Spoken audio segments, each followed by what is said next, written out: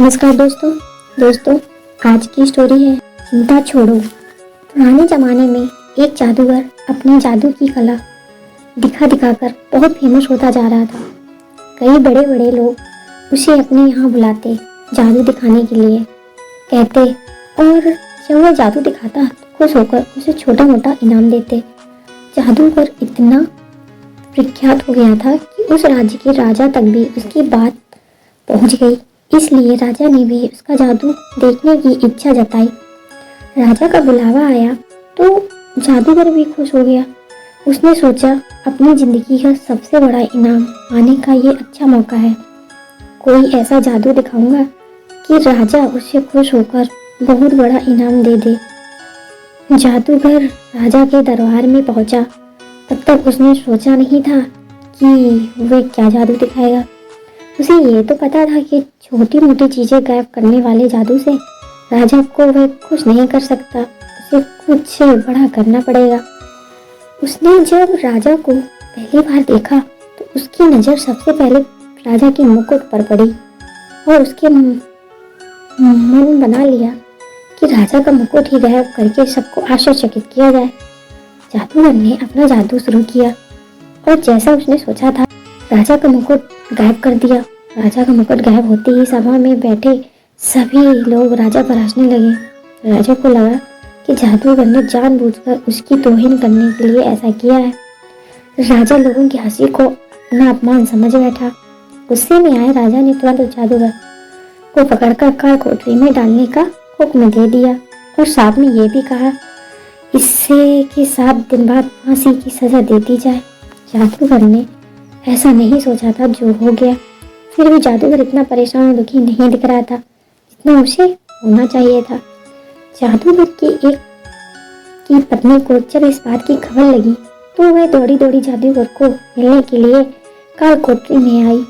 वह अपने पति को इस तरह से मुसीबत में फंसे देखकर रो जा रही थी। जादूगर ने उसे समझाया कि चिंता मत करो और खुश रहो। पत्नी को लगा कि मौत की सजा सुनकर जादूगर को सदमा लगा होगा, इसलिए ऐसी बहकी बहकी बातें कर रहा है। पत्नी बोली, आप ऐसे समय में भी खुश रहने की बात कर सकते हो। जादूगर पत्नी से बोला, अभी से क्यों दुखी होना, अभी मेरे पास 7 दिन बचे हैं, बाद में देखेंगे जो होना होगा। जादूगर की पत्नी रोज उससे मिलने आती और जादूगर उसे खुश रहने के लिए कहता कि अभी इतने दिन बचे हैं। आखिरकार वह दिन आ गया जिस दिन जादूगर को फांसी देनी थी। राजा भी उस दिन अपने घोड़े पर सवार होकर जादूगर को देखने के लिए आया था। राजा को घोड़े पर देखकर जादूगर के दिमाग में एक आइडिया आया। वह राजा को देखते ही उदास होने का नाटक करने लगा और रोने लगा। राजा ने उसे कहा कि क्यों उस दिन तो मेरी बेइज्जती करके हंस रहे थे और लोगों को भी हंसा रहे थे, आज क्यों रो रहे हो?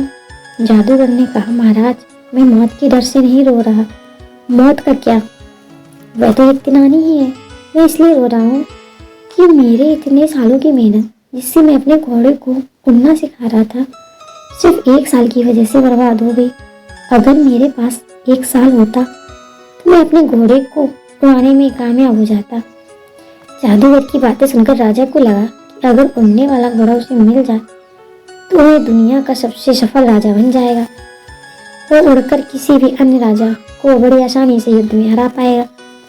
राजा के मन में लालच आते ही राजा ने उसे 1 साल तक का समय दे दिया और कहा कि अगर तुम 1 साल में मुझे ऐसा घोड़ा देने में कामयाब हुए तो मैं तुम्हें फांसी की सजा नहीं दी जाएगी, लेकिन अगर तुम ऐसा नहीं कर पाए तो तुम्हें फांसी से भी बड़ी दुखदायक मौत दी जाएगी।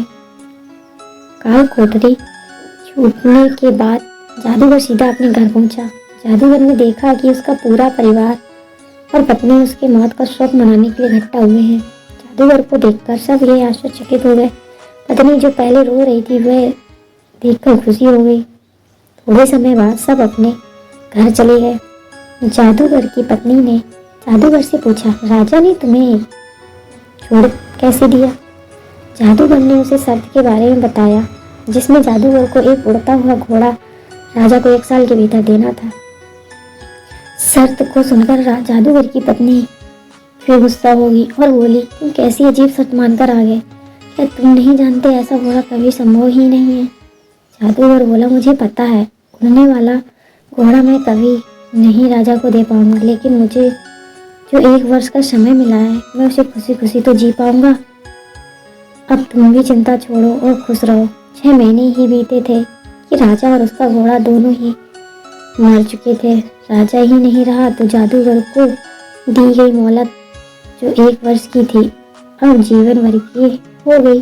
दोस्तों, छोटी सी ये जादूगर की कहानी हमें ये यही सिखाती है कि आज वर्तमान में जीना ही बुद्धिमान का काम है। आपके पास अभी जितना समय है उसे खुशी खुशी से जियो, इसका आनंद लो।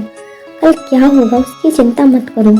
अक्सर हम जो सोचते हैं भविष्य उससे बहुत अलग होता है, इसलिए हमें जो वर्तमान का मूल्यवान समय मिला है उसे भविष्य की चिंता करके वेस्ट करने का कोई मतलब नहीं है।